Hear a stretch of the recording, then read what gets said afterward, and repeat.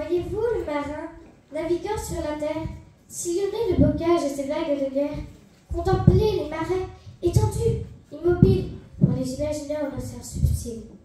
Vous ne le devinez, et pourtant il s'agit. Vous connaissez de lui le récit qui s'effrite. L'homme au vert uniforme a pourtant une histoire qui mérite une troupe et le jeu de ce soir. Il servit sa patrie par la barre et le fer, combattit vaillamment la terrible Angleterre. Sa vie était guidée par la quête suprême. Il guerroyait toujours pour cause légitime. Pour les Américains, il prêta son épée, afin de ne servir qu'un but, la liberté. Dans sa vie maritime, amicale jalouse, il vit Chateaubriand, Guichen et la Pérouse. Il fut doré d'honneur en étant lieutenant. Avait-il enterré ses souvenirs d'enfant? Un jour qu'il accostait en rade de Toulouse, fier de son uniforme et lustrant ses galons, il entrait, ignorant, dans un nouveau pays, ravagé par l'angoisse et la fureur des cris. France tournait la page en cachot carmagnole et changeait d'air en brûlant la couronne et l'étoile. Notre marin, pensant s'offrir à la nation, découvrit son pays en révolution. Il ne voulut jamais renier ses hommages. Repensant soudain à son tendre bocage, il remit malgré lui ses fonctions militaires et démissionna du métier de la mer. Il vit à la terre au lieu de fonte close, et de campagne vive fit une vue morose. Mais l'histoire dormait. Elle dut se réveiller, pour qu'arrive en ce jour les récits de Vendée.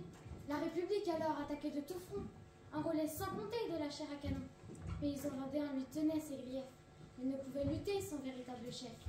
Un homme, un grand, un preux, pour en prendre la tête, ils allaient réveiller leur commandant, Charette. Avec la grande armée, catholique et royale, on entendit parler de ce fier amiral. Il fut sévère et franc, indompté et puissant, mit son nom aux côtés de Lescure et Bonchamp. Cette guerre était sombre et flambait de terreur, sans âme et sans bonté, sans pitié ni bonheur. Charette et ses amis, vaillants comme des aigles, narguaient la convention des façons espiègles. Ils étaient là un jour et là-bas au tantôt, mais cela ne pouvait convenir à Conclot. En ce jour étonnant, février de l'an 3, fut signée une trêve, un compromis courtois. La paix de la Jaunée, adoptée par chacun, faisait naître en Vendée un des plus doux matins. À Nantes défilaient les acteurs de ce pacte, commandants de métier ou chefs autodidactes. Conclot pour République, aux côtés de Charette, drôle de guerre alors, qui se permet la fête. Vive la liberté! Vive la liberté! Bravo les généraux!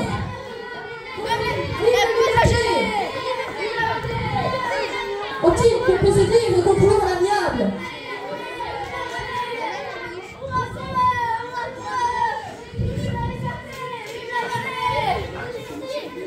Il reste en ce moment des hommes sensés. Je ne moi supporter dans la voix et la tente.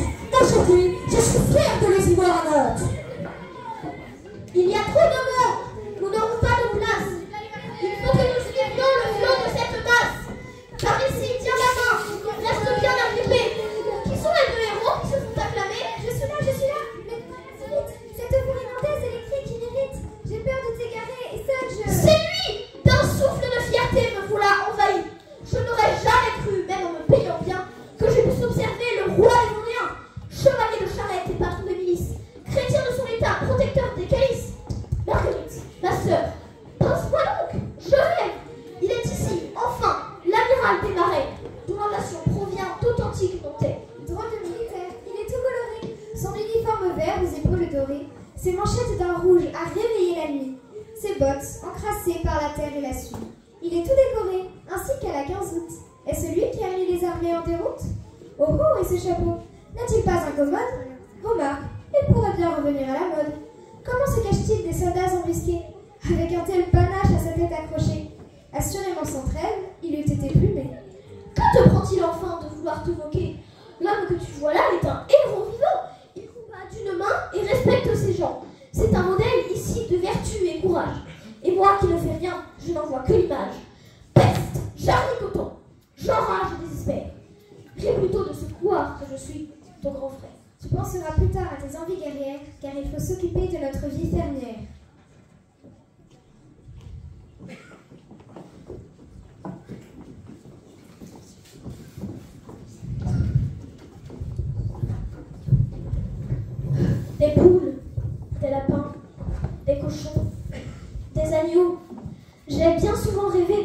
plus beau. Mais me voilà coincée dans la vie ordinaire. Je ne serai jamais d'un roman légendaire. J'ai peur du froid, de l'eau et même de mon ombre. Je pleure une lumière en minime pénombre. Je n'ai jamais quitté la boue de cette cour. Je ne donne à ma vie aucun fait de bravoure. Je n'ai que 13 années. Et alors? Me faut-il une barbe fournie et quelques voix viriles? Je sais la destinée de la fougue jeunesse. Courir sa vie au risque, à de folles prouesses. Je vois Madame Blanche au fil indestructible, mon veston protégeant les cœurs incorruptibles. J'aurai sous mon aura des légions grandioses, emballées par l'honneur jusqu'à l'apothéose. Général martyr des causes disparues, le commandant Joseph ne l'avez-vous pas vu? Aujourd'hui général, hier avec les vaches, il a su transformer la tristesse en panache.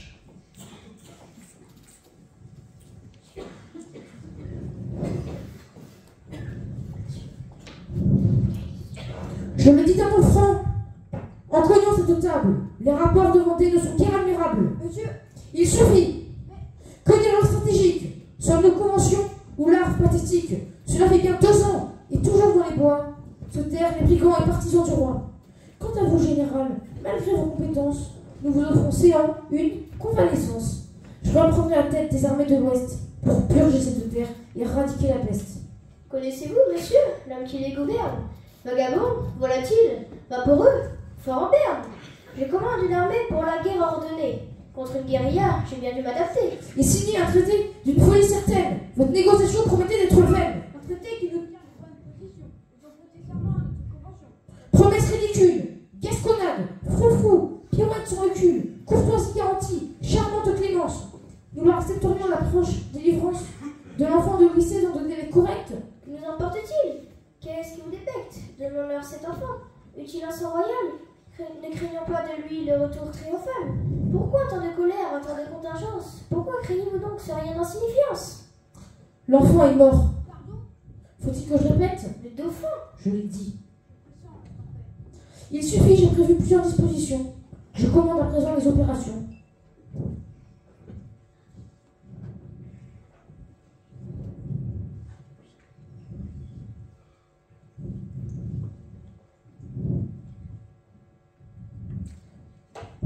Émissaire, hâtez-vous de filer au plus vite. Donnez au comité ces paroles écrites. Et ces pantins, je les débûcherai. Mes jeux seront partout, dans les bois et les marais.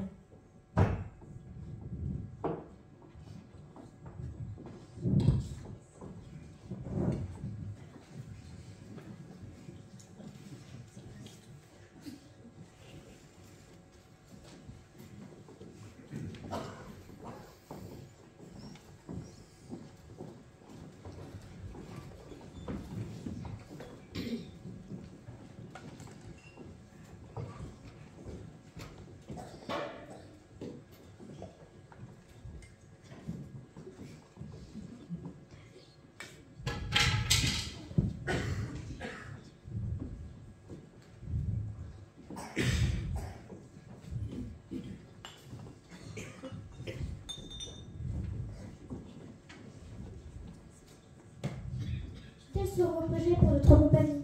Vous nous avez conduits jusqu'à ce compromis. Vos desseins sont obscurs, et nous ne comprenons ce que vous espérez du calme des canons. Je veux que la joie règne en ce lieu, gente dame. Tel est mon premier souhait et qui guide mon âme. Allumez les bougies aux couleurs de merveille. Goûtez à la fraîcheur des glaces de groseille. Attablez-vous en hâte et comblez votre manque. Riez au tourbillon des précieux saltimbanques. Ce logis en forêt où nous sommes cachés ne sera jamais plus un vulgaire terrier. Je veux que l'on aspire au doux parfum d'amour. Allégé sous mon toit, notre avenir court.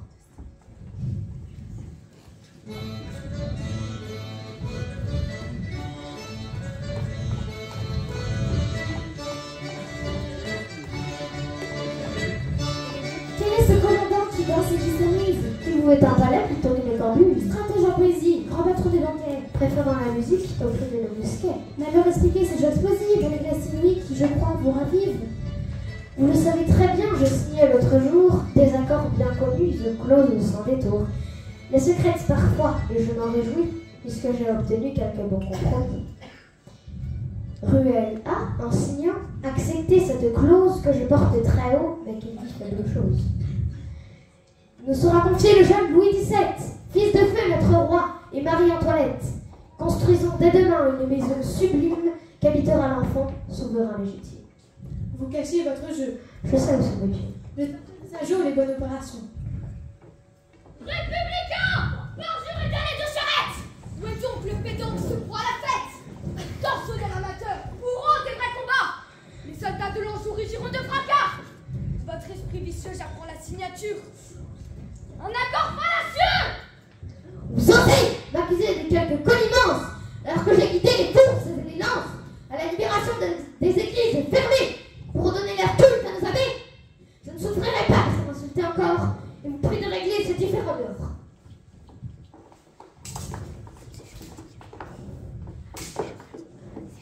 La peste soit des coqs et de leur vie d'orgueil. Moi, je trouve amusant ce chaleureux. Monsieur, mon amiral! Voyons, Barthélemy, tu gênes le devoir de battre un impoli.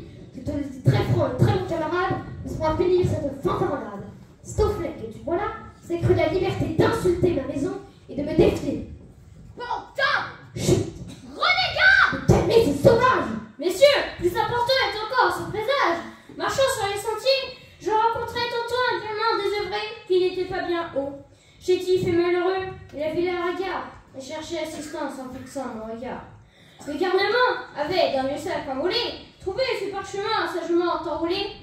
Voyant le sable sec, battu par les sabots, d'un messager pressé de funeste complot. Il comprit au tampon qu'il avait eu affaire à l'agent de Canclot, un de ses émissaires.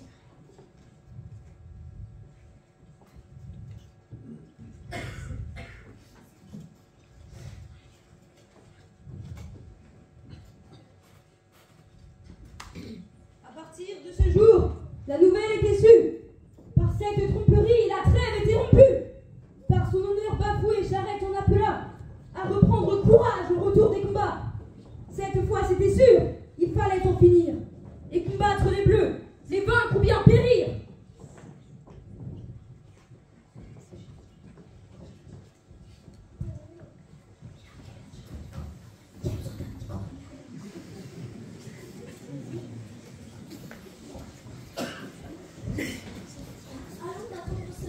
Marchons encore un peu, nous ne consumons pas de ce macabre feu. Ils ont brûlé la ferme et tué notre mère. Quel courage tiré de mes larmes. J'ai peur, Joseph. Je sais. Et nous n'avons plus rien. Condamnés à l'errance au forfait de vauriens. Innocents, nous avons supporté les supplices, enduré les passions, les folies et les vices. Par tous ces pauvres scènes, nous devenions coupables. Notre respiration nous rendait condamnables. Jamais plus je n'aurais des joies profondes et pures.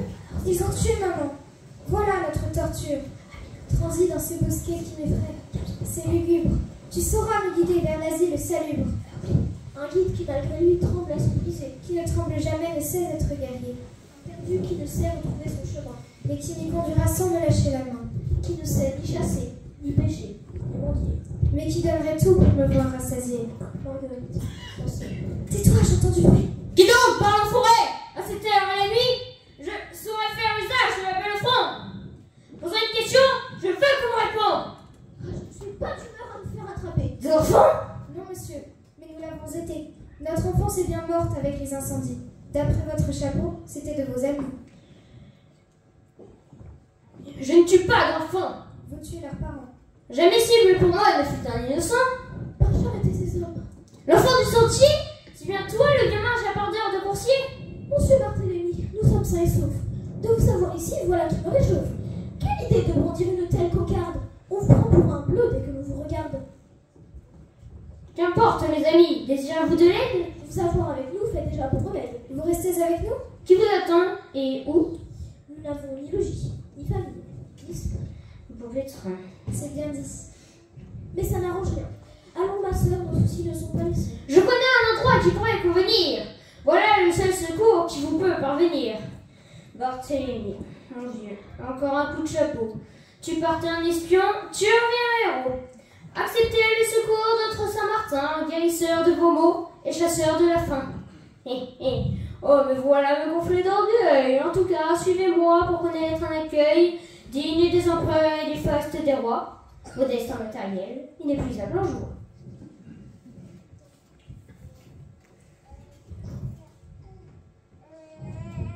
Une cour? Tout à fait. En ces temps-ci austères? Une cour de fortune au sein de cour fermière, mais on y vit aussi pour s'y croire à la fête et sourire en tout temps. Ainsi le veut Charette. Monsieur de Charette?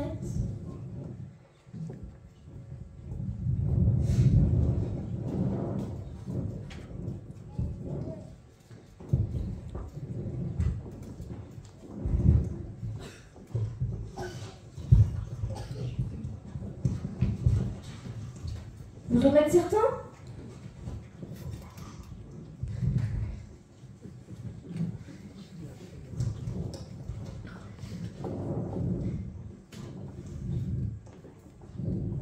Autant que le soleil annonce le matin, notre ruse était bonne et promettait la victoire. Mais il faut décider des manœuvres ce soir. Il ne faut pas frapper le fer quand il est froid. C'est maintenant qu'il nous faut agir. Alors quoi? Notre ruse a marché sans y verser de sang. J'entends pour la victoire une affaire de temps. Nous suivons malgré lui le guide qui s'ignore, qui croit se protéger en plongeant dans sa mort. L'enfant fut malheureux de narguer notre quête, et s'il est impensable et qu'il fut malhonnête, constatons cependant cette naïveté qui me place en un maître de l'échiquier. Un de nos éclaireurs semble avoir été pris, compté d'un volet sain qu'ils ont peut-être appris. Mes pions sont bien en place, il nous reste à jouer. Demain sera finie la guerre de Vendée. Valentin, par le nord harcelé les brigands, ils chercheront à fuir tout en s'éparpillant. Les travaux sera là, paré pour la cueillette. Le fruit tombera mieux grâce à nos baïonnettes. Demain sera coupé le parvenu Charette.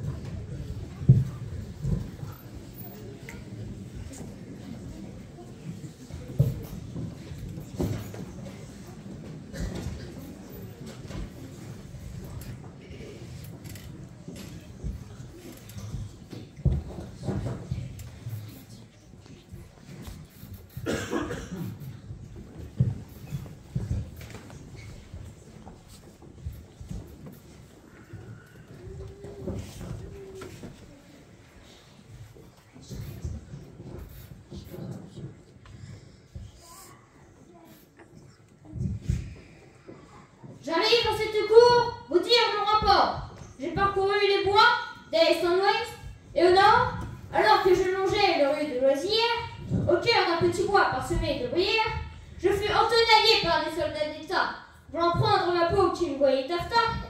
Vous connaissez l'orgueil qui put être le mien, du guerrier seul, abandonné des siens. Je combattis monsieur, ainsi comme un symbole, et je vous dis cela sans un sou d'alcool. Acceptez pour trophée ce chapeau à cocarde, pris d'un défunt vaincu au thé du corps d'un garde.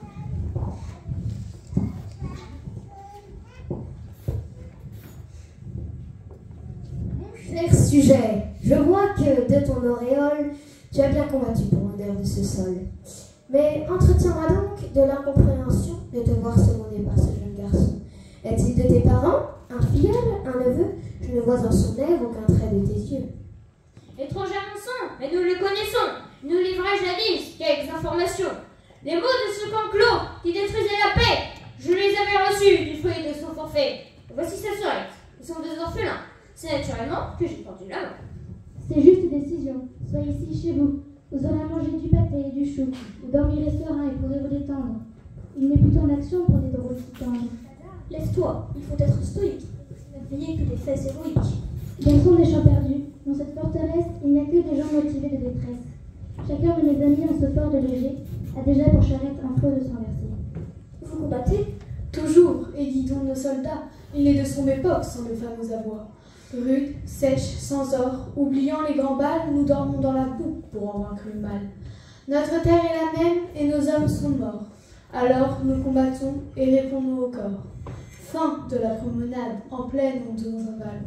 Ainsi je suis guerrière, sublime et fatale. Je ne connais ni douleur, ni pitié, ni confort. Je n'ai peur ni du froid, ni du glas de la mort. Je connais cette terre, et sa flore, et sa faune. Je suis et resterai une fière Amazone.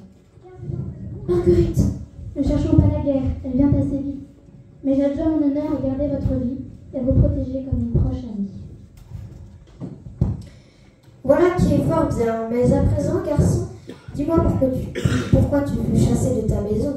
Je veux savoir chez toi le talent qui t'anime pour te trouver chez nous un poste légitime.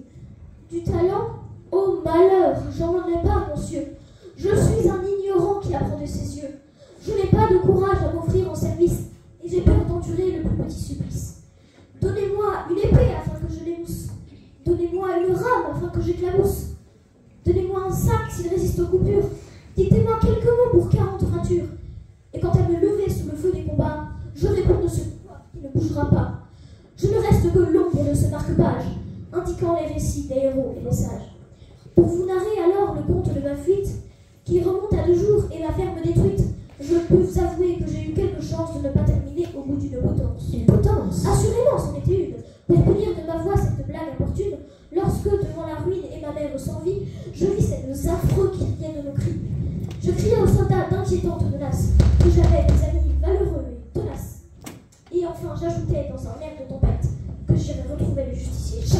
Qu'as-tu fait? Malheur, le temps pour chasser? C'est exact, mais ils n'ont pas pu nous rattraper.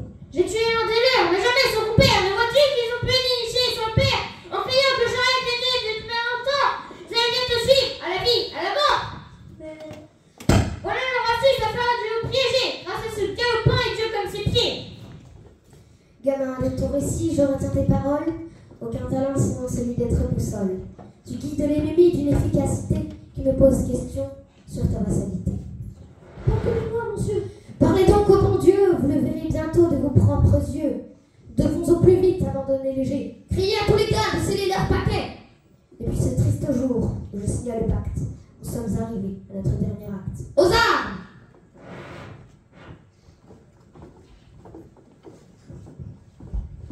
Et des armes toujours en bouquet. Il en plut des torrents déversés des bosquets. On quittait les aprises et les chaudes tanières pour retrouver l'esprit des conditions de guerre. C'était l'ultime action et la charge finale qui réduit au néant Walker triomphal. Quant à Joseph, il dut puiser en son esprit la force de combattre et de donner sa vie. Pourquoi vous comptez l'enfant, le poltron? Pourquoi vous jouez un gamin sans un don? Mes amis, déçus du faible Joseph, lui le chemin creux deviendra le nef de cette histoire de contour de folie. Quelle est donc la morale du récit? Les pourquoi, les comment, les lieux d'errance, les combats dans le sein de cette enfance. Que faire au grand matin? Choix cornélien, il faut trancher pour l'honneur et les siens. Contre la maladie de la peur et des vices, il faut combler sa vie par de grands sacrifices.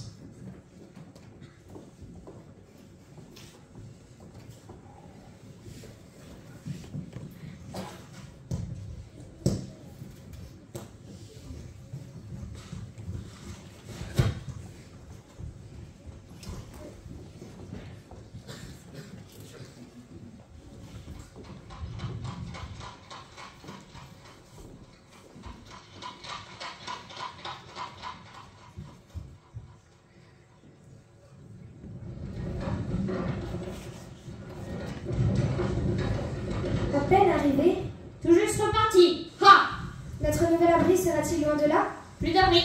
C'est commode. Allez, on vient au sac. Vous parlez de repos, mais c'était une arnaque. Ah Joseph, enfin toi, où cours-tu comme un fou? Je cherche un pistolet, de la poudre et des clous. J'essaie de réparer mes erreurs débutantes qui ont plongé ces gens dans la tourmente. Tu es dur avec toi. Ah bon? Trop dur. C'est vrai, on est dans votre avis devant notre duel. Vous semblez enjoué pour une débandade. Vous n'avez qu'à la vivre en belle promenade. Trop longtemps que les pions devenaient des faïences. Il est temps de jouer autrement qu'en défense. Voilà, c'est le grand jour, c'est l'instant, la seconde. C'est le moment du tonnerre et du canon qui gronde. Et là, Charles était prêt pour le grand face-à-face. J'ai des beaux marais à se mettre à la chasse. Partout, en tous les lieux, dans les prés, les talus et tous les chemins creux.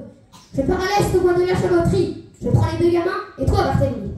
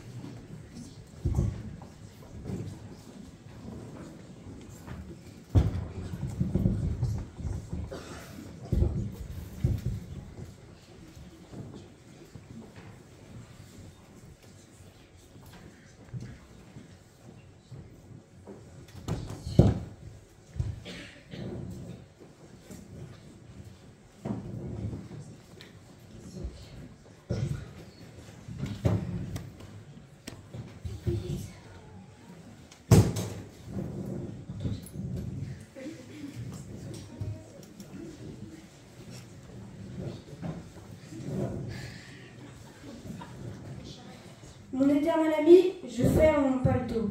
Je le prends pour armure et quant à ce chapeau, je le mets à un homme au panache orgueilleux, prouvant de son éclat mon désir valeureux.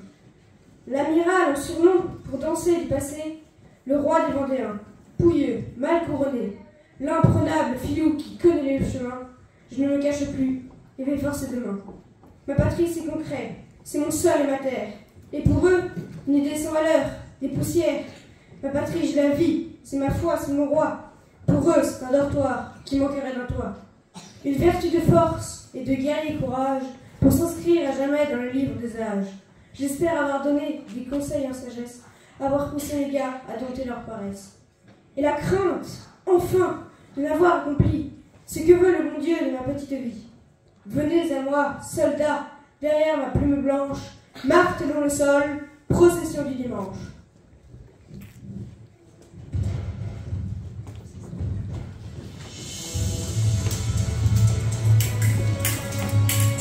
Monsieur, nous devrions parvenir à l'oreille, du moins que le perso avec quelques boulets. Encore un petit effort, il faut tenir le cap, avant que je recouvre cette lourde chasse.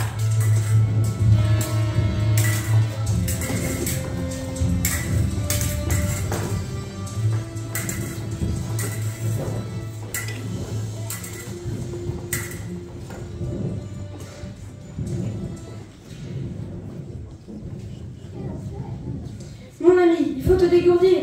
Lâcheté est un mal que je ne puis souffrir. Monsieur, que comptez-vous faire? Une diversion, pour permettre à la vie cette rébellion. Il n'y a pas longtemps mouraient à Quiberon nos espoirs de renforts et de munitions. Mais je refuse encore de souffler la bougie, car nous avons toujours de courageux amis. Stofflet, accompagné de ses joyeux pirates, ou le comte d'Artois et quelques diplomates. Chacun de nous devra chercher à les trouver et quérir chez cela d'être de nos alliés. Je vais dans la seconde au savoir de la Loire. Je attends un jour, assez vite ce soir. Cours, vite, et file au vent, sans regard en arrière. Nous venons avec toi d'ici à la lisière. Je reviens vite. Salut, monsieur qui m'a sauvé. Salut.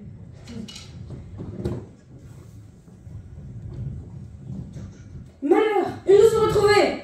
Par où aller? Misère, caste, adieu, charnier. Calme-toi, il est temps de renforcer ta vie.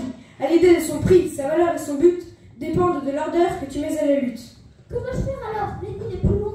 Armer ton pistolet, ton esprit et ton poing. Il est grand temps pour toi d'accomplir quelque chose aggravé par l'honneur dans l'apothéose. Pourquoi mettre en exergue une plume envolée? Vous devenez visible en insécurité. Dans un bois fade et vert, vous brandissez ce blanc. Vous indiquez au tir le juste emplacement. Sache qu'un officier n'abdiquera jamais l'honneur d'être la cible de ces furieux mousquets. C'est le but de ma vie, mon cher petit Joseph. Général, votre vie a marché. Votre bravoure cible est ensanglantée. Cours, Joseph. Fure encore, et vous? Je suis sérieux. Vous avez demandé d'être plus courageux. Ils ne le sauront pas, je le jure à voix haute. Je m'en vais réparer chacune de mes fautes. Cachez-vous, général. Adieu de votre page. Joseph. Salut, mon amiral.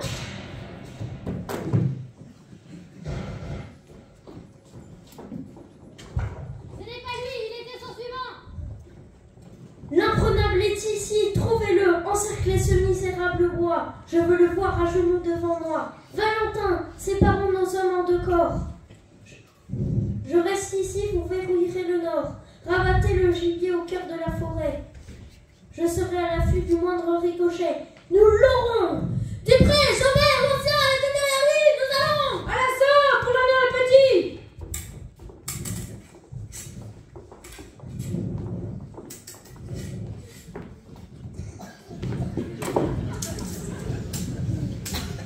Rodin, te voilà fait aux mains de tes bourreaux. Cela vaut toujours mieux que de suivre vos travaux. Insolent, tu n'as pas un moyen de t'en sortir. La seule issue pour toi est de Mourir. Et j'aime cette idée qui me rend conquérant. Aux portes du bon Dieu, j'arriverai confiant. J'y suis prêt. Prends ta lame et transperce mon corps. Tu es moins courageux que ce petit mort, alors bats-toi. brigand. Chasseur des innocents.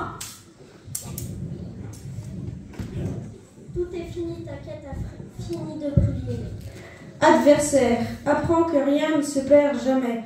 Restera pour toujours la petite étincelle. Le chef est pris, pourtant la cause est éternelle. Je suis là, à genoux, prisonnier devant toi, et pourtant je suis libre et plus heureux qu'un roi. Dans ma vie, j'ai perdu un fils et ma famille. J'ai quitté mon château pour porter des guenilles. Je vous ai fustigé d'avoir détruit nos normes, alors j'ai revêtu mon illustre uniforme. N'as-tu pas honte à servir l'échafaud? J'ai donné ma carrière à cet ordre nouveau et t'avoir dans ma geôle était de mon devoir. Je fais ce que je dois et j'y vois de la gloire. Le général est là, c'est là ton approche. Connais-tu ton vainqueur, général Lazare Hoche? C'est à lui que je livre un amiral à terre. Ainsi par mon épée est achevée la guerre. L'État français, par moi, vous jugera coupable de crimes et d'actions qui sont impardonnables. Vous serez condamné au mur des fusillés. Considérez procès sous petite arrêté.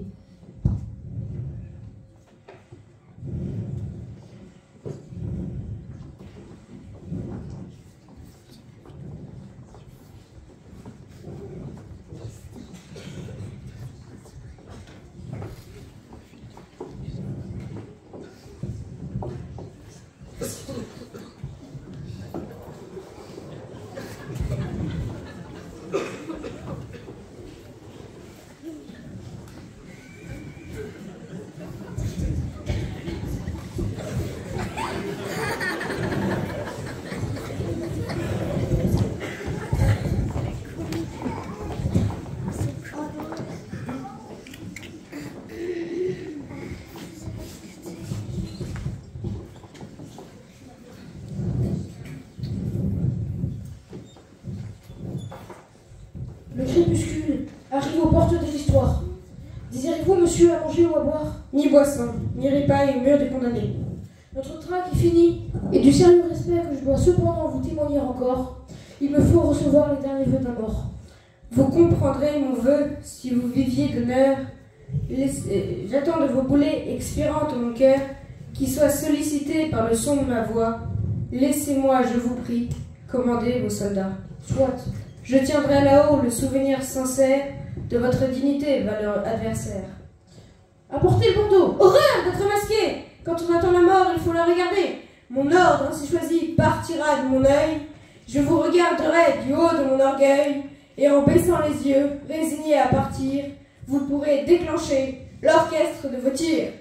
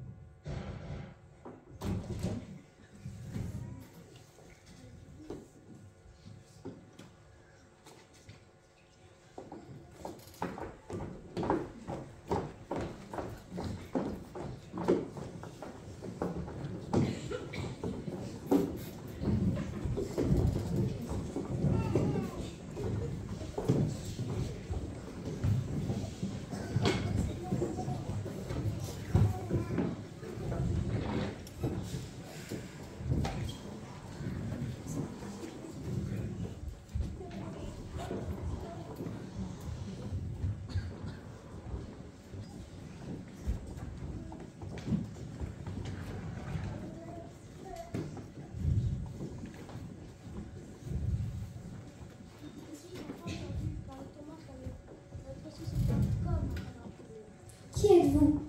Vous qui connaissez mon malheur, vous qui semblez narrer mes larmes et mes pleurs. Comment pouvez-vous me nommer? Un ami de Joseph? Moi Joseph, frère aimé. Enfant, si tu voulais voyager en pensée, accepter de ma voix des propos figurés, tu finirais sans doute, et d'un léger effort, par aimer cette histoire au rayonnement d'or. Qu'ai-je à aimer de cette histoire de tragédie? Aveugle est le penait qui la voit tant bénie. Ce triste épisode, il faut constater qu'il est fait de grandeur et de fière beauté. Rien ne se perd jamais des espoirs et des gloires. Rien ne saurait noyer les récits des mémoires. Vous parlez de mémoire et de fiers souvenirs, mais comment rappeler ce qu'on ne peut écrire? Qui narrera Charette et Joseph et les miens? Tout homme est un conteur, du Seigneur vaut rien. Je suis le bas-devant. Silencieux, nous gardons dans l'esprit ce qu'observent nos yeux. Chacun de nous ici qui fut un spectateur est futur historien, merveilleux narrateur.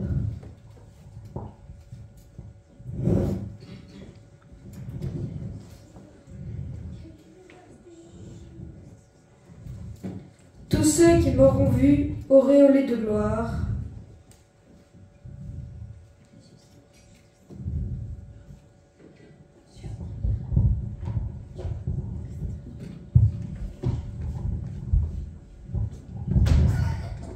chanteront ce poème au coin du feu, le soir.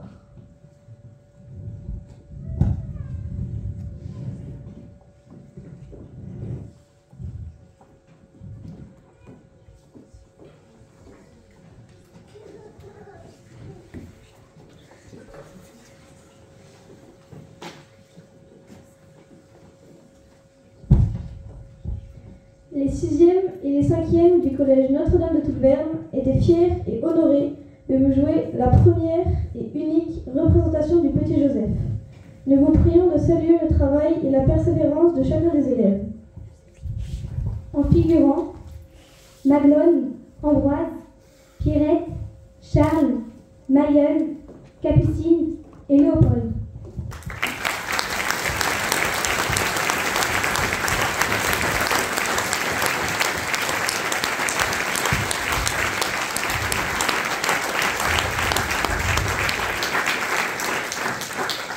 Dans le rôle de Henri-Pierre Delage, Marie.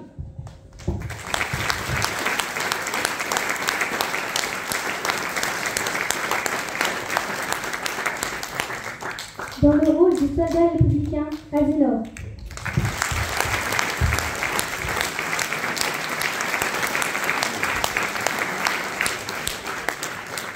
Dans le rôle du Nantais, Amaury.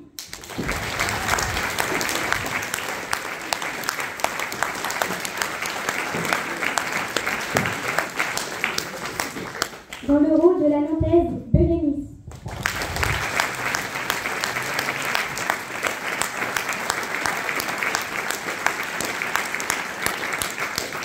Dans le rôle de François Valentin, Thaïs.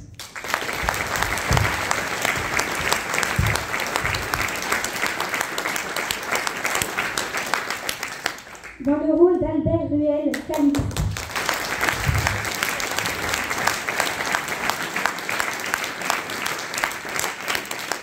Dans le rôle de François Vatrin, Jeanne.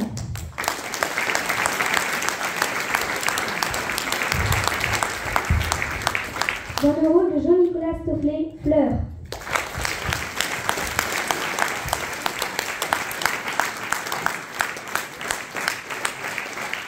Dans le rôle de Jean-Baptiste Canclot, Guirec.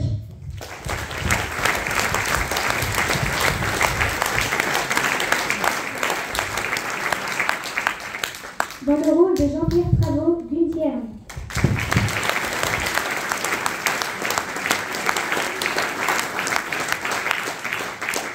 Dans le rôle de Mrs. Beckley, Mao.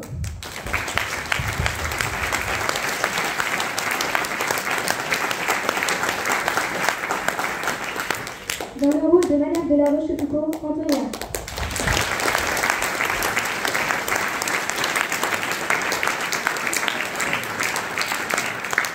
Dans le rôle des conteurs, Claire-Vie, Faustine, Félicité, Andéole et Roland.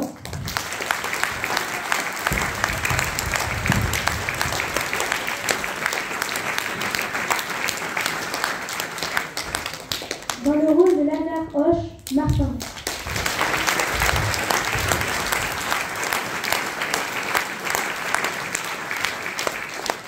Dans le rôle de Barthélemy, Auguste.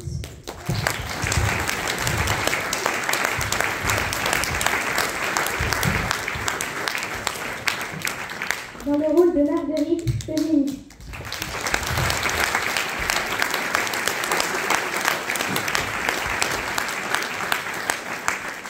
Dans le rôle de François, Athanase, Charette, Elzéar et Éloi.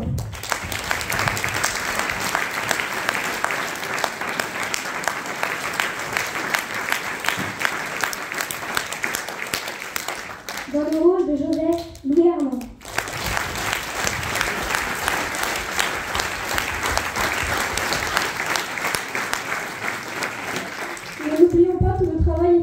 notre régisseur, accessoriste et metteur en scène adjoint. Remercions pour ce travail de l'ombre, Joseph Evianet.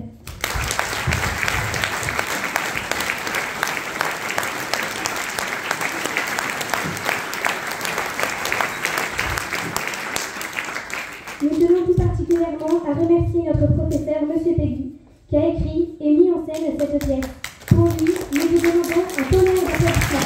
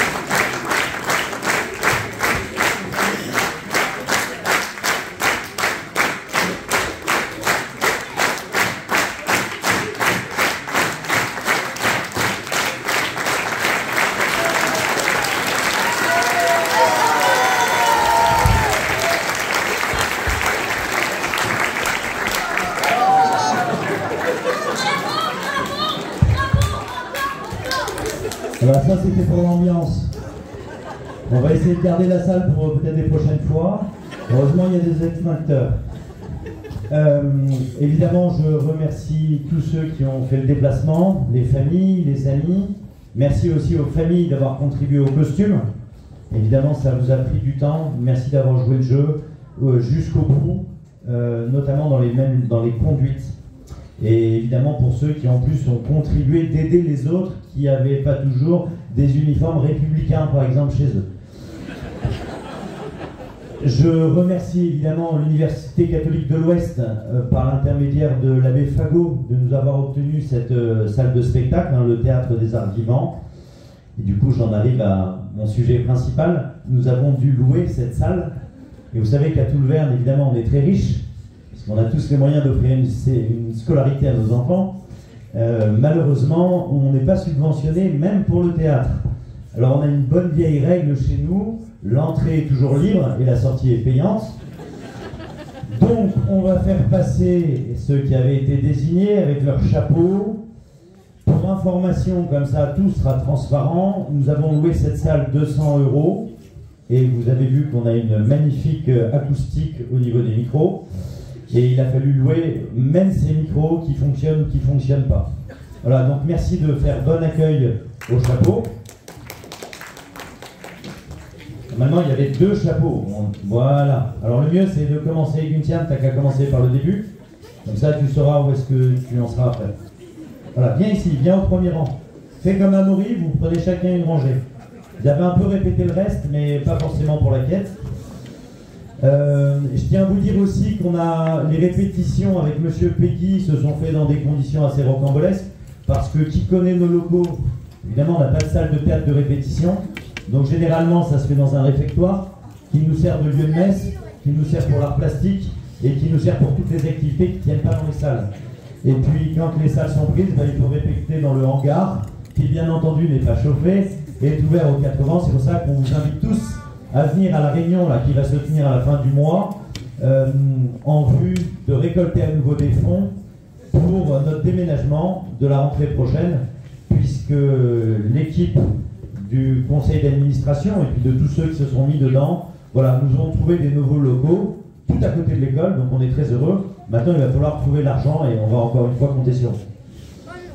Donc je vous souhaite à tous une bonne soirée. Merci de nous garder dans nos prières à la fois pour que nous soyons dignes de cette mission pédagogique qui est la nôtre, et aussi pour que nous puissions continuer, non pas avec des moyens confortables, mais avec des moyens qui nous permettent d'accueillir, vous savez, des élèves toujours plus nombreux, puisqu'il y a des élèves évidemment sur liste d'attente pour l'école. Il y a un moment où la capacité même des classes ne nous permet plus d'accueillir les élèves qu'on voudrait. Voilà, on espère que le collège va continuer aussi dans cette voie-là, même si les effectifs s'annoncent toujours à la hausse pour le collège pour l'année prochaine. Il faut parler de nos établissements en dehors de nos petits cercles, déjà parce que nos écoles ont un but apostolique, et puis parce que plus on est nombreux, et bien plus on peut persévérer dans cette mission éducative que nous partageons avec vous, les familles. Alors je propose peut-être, puisque tout le monde est là, il faut bien terminer par quelque chose. Eh bien écoutez, on va chanter un Je vous salue Marie, puis chacun pourra faire la prière après chez lui. Est-ce que monsieur l'abbé Surel, qui est là, peut venir ici à côté de moi, comme ça il nous donnera sa bénédiction, sauf s'il est déjà parti. Il y a monsieur l'abbé d'Ancel, notre aumônier aussi qui est là. Ben, est-ce que notre aumônier peut venir en... Non, mais très bien, on est content d'avoir 2 soutanes, donc venez monsieur l'abbé. Ah, et s'il y a une 3e soutane, alors qui se camoufle, forcément je ne vois pas bien. Si l'abbé Guégan est là, qui vienne. L'abbé du parc, eh ben, décidément, on va prier pour les vocations aussi. Voilà, alors venez, je vous en prie.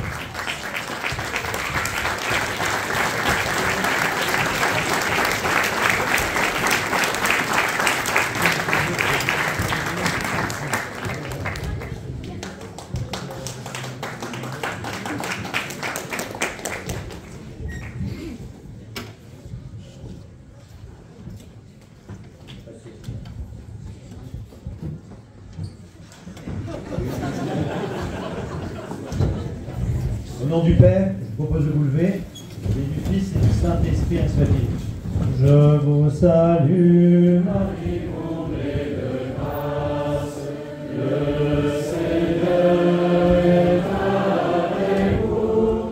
Vous êtes bénie entre toutes les femmes, et Jésus, votre enfant, est béni. Sainte Marie,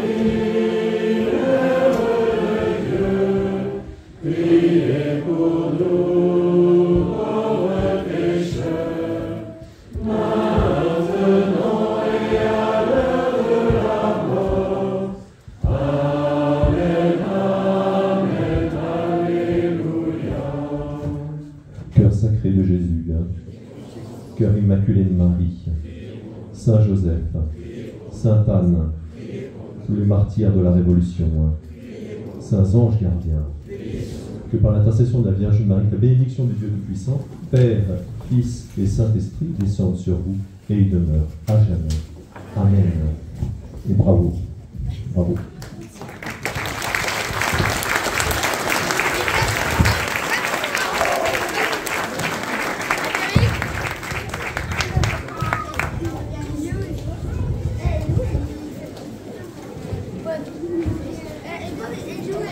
Et